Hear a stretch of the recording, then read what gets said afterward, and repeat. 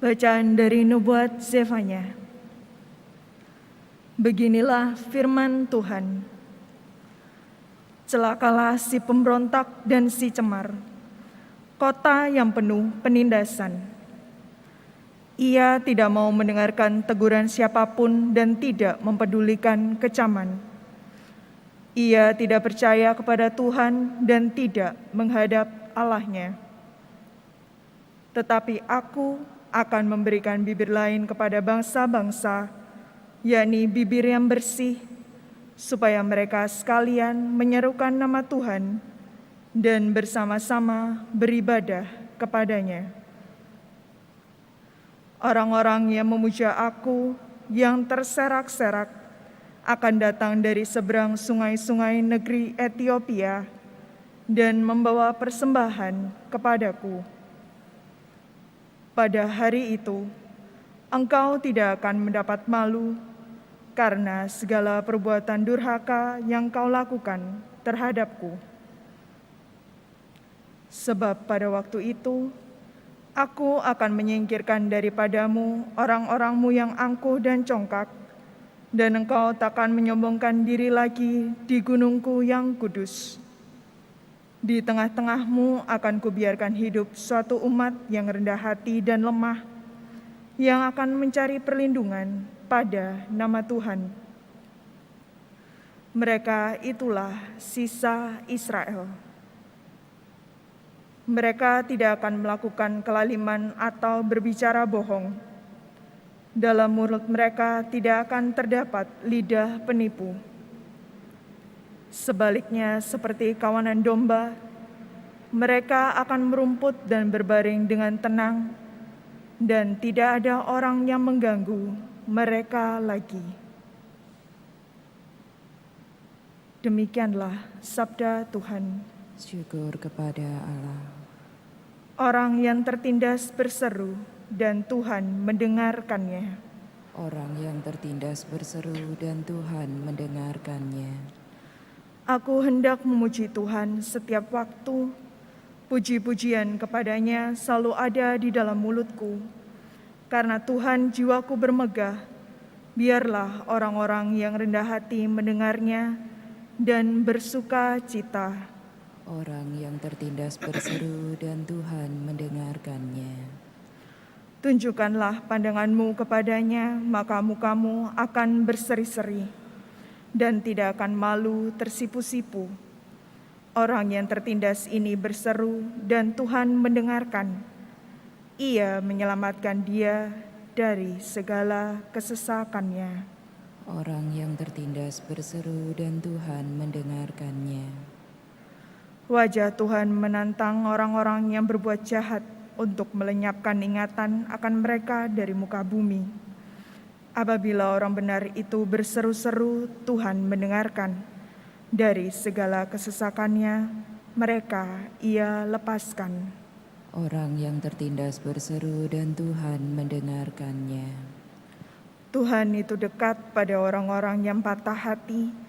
Ia menyelamatkan orang-orang yang remuk jiwanya. Tuhan membebaskan jiwa hamba-hambanya, dan semua yang berlindung padanya tidak akan menanggung hukuman. Orang yang tertindas berseru dan Tuhan mendengarkannya. Haleluya, haleluya,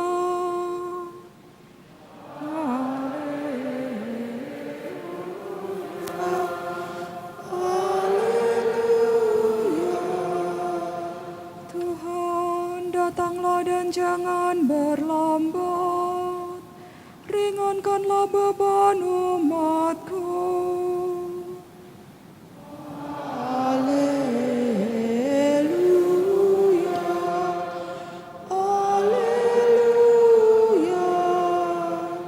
Tuhan bersamamu dan bersama rohmu.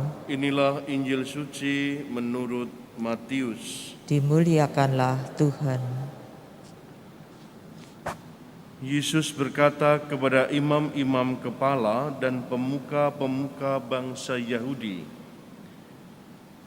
Bagaimana pendapatmu? Ada seorang mempunyai 2 anak laki-laki. Ia pergi kepada yang sulung dan berkata, "Anakku, pergilah bekerja di kebun anggur hari ini." Jawab anak itu, "Baik, Bapa." Tetapi ia tidak pergi. Lalu orang itu pergi kepada anak yang kedua dan berkata demikian juga. Dan anak itu menjawab, "Tidak mau." Tetapi kemudian ia menyesal lalu pergi juga. Siapakah di antara kedua orang anak itu yang melakukan kehendak ayahnya? Jawab mereka, "Yang kedua." Maka berkatalah Yesus kepada mereka, "Aku berkata kepadamu, sesungguhnya pemungut-pemungut cukai dan pelacur-pelacur akan mendahului kalian masuk ke dalam kerajaan Allah. Sebab Yohanes Pembaptis datang menunjukkan jalan kebenaran kepada kalian, dan kalian tidak percaya kepadanya. Dan meskipun kalian melihatnya, namun kemudian kalian tidak menyesal, dan kalian tidak juga percaya kepadanya." Demikianlah Injil Tuhan. Terpujilah Kristus. Ibu bapak, saudari-saudaraku yang dikasihi Tuhan, kita semua mengerti sebuah pepatah ataupun peribahasa atau sebuah semboyan, tepatnya 4 sehat 5 sempurna. Kita memahaminya bahwa dengan 4 sehat 5 sempurna itu kita mampu dan bisa menjaga kesehatan badan kita.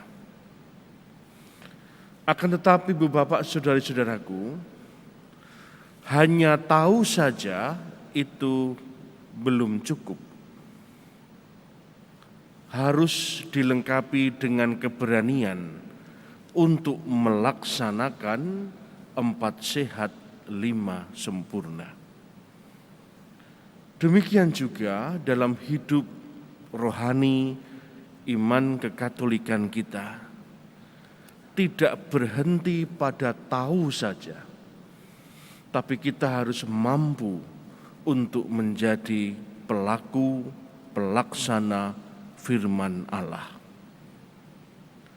Hari ini kita mendengarkan bagaimana perumpamaan yang dibawakan Tuhan Yesus kepada para pendengarnya kala itu. Memang pertama-tama ditujukan untuk para pemuka-pemuka bangsa Yahudi dan imam-imam kepala. Namun hari ini kita merenungkannya juga dalam hidup kita masing-masing. Bagaimana anak pertama menjawab ya, tetapi tidak melaksanakan. Dan bagaimana anak kedua menjawab tidak, tetapi dalam perjalanan kemudian menyesalinya dan melaksanakan kehendak ayahnya. Memang yang ideal adalah menjawab ya dan melaksanakannya. Namun kadangkala di dalam hidup ini sering terjadi kita yang menjawab ya dalam iman Katolik dan menjawab ya saya sanggup, ya saya percaya dalam pembaharuan iman setiap tahun pada hari Paskah. Kadangkala serong kanan, serong kiri, seperti potong bebek angsa di kuali dalam hidup iman kita. Tuhan Yesus menghendaki bahwa kekatolikan jangan hanya berhenti pada tahu, bukan berhenti pada mendengarkan saja, tapi berani melaksanakan kehendak Tuhan. Bersyukur bahwa anak kedua ini menyesali dan kemudian berbalik mengarahkan hidupnya untuk melaksanakan kehendak Allah. Ibu bapak, saudara-saudaraku yang dikasihi Tuhan, kalau kita mencoba merangkum dari sabda Tuhan di dalam Injil yang selama ini kita dengarkan, juga bukankah Tuhan Yesus menekankan bagaimana kita harus menjadi pelaksana firman? Bahwa ketika Yesus sedang mengajar dan kemudian kaum kerabat keluarganya mencarinya, Tuhan Yesus pun menyadarkan kita semua, siapakah ibu dan saudara-saudaraku? Adalah mereka yang mendengarkan sabdaku dan melaksanakannya. Siapakah yang berbahagia? Yang berbahagialah yang mendengarkan sabdaku dan yang melaksanakannya. Kini kita diundang untuk tidak berhenti dalam rajin mengikuti Ekaristi saja, tapi sesudahnya membawa Ekaristi yang kita rayakan sebagai kekuatan untuk menjadi pelaksana firman di tengah kehidupan kita, di tengah lingkungan pekerjaan kita. Meskipun mengalami tantangan kesulitan, kita bisa menghadirkan Kristus yang kita sambut dalam Ekaristi. Kristus yang menyelamatkan kita, hendaknya kita hadirkan dengan karya nyata kita di tengah kehidupan kita semua.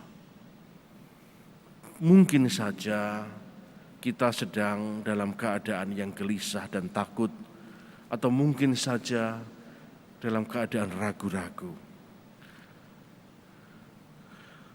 Injil hari ini menguatkan kita semua untuk memperbaharui tekad kita menjadi murid-murid Kristus. Bahkan dalam keadaan kita berdosa pun, kita diundang untuk menyesalinya.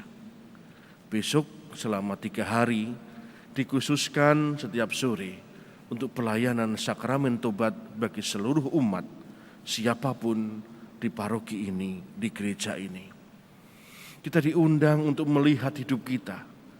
Kita diundang untuk benar-benar merayakan persiapan Natal, untuk meratakan jalan yang berlobang, meluruskan jalan hidup kita yang berliku-liku, menyambut sakramen tobat.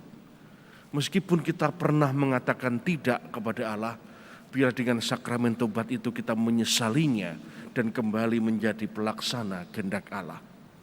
Atau mungkin kita yang sudah mengatakan ya kepada Allah, namun hidup kita serong kanan serong kiri, kita ingin berbalik untuk hidup di hadapan Allah. Termasuk juga kita menyesali dosa kelalaian kita. Dosa kelalaian bukan karena kita memukul orang, bukan karena kita mengumpat orang, tidak menggunakan panca indera kita untuk berbuat dosa. Bukan karena pikiran, perkataan, atau perbuatan kita. Tapi karena kita lalai dalam melakukan kebaikan. Padahalnya aku bisa melakukan kebaikan. Padahalnya aku bisa berbagi, aku bisa membantu, aku bisa menolong. Tapi aku lalai. Meskipun aku tidak berpikiran buruk, meskipun aku tidak berkata-kata kasar, meskipun aku tidak bertindak memukul atau mencelakai orang, tapi kelalaianku sebagai murid Kristus untuk tidak peduli pada orang lain yang susah dan menderita juga merupakan jalan kelok yang harus kita luruskan. Berbahagialah yang mendengarkan sabda Tuhan dan melaksanakannya.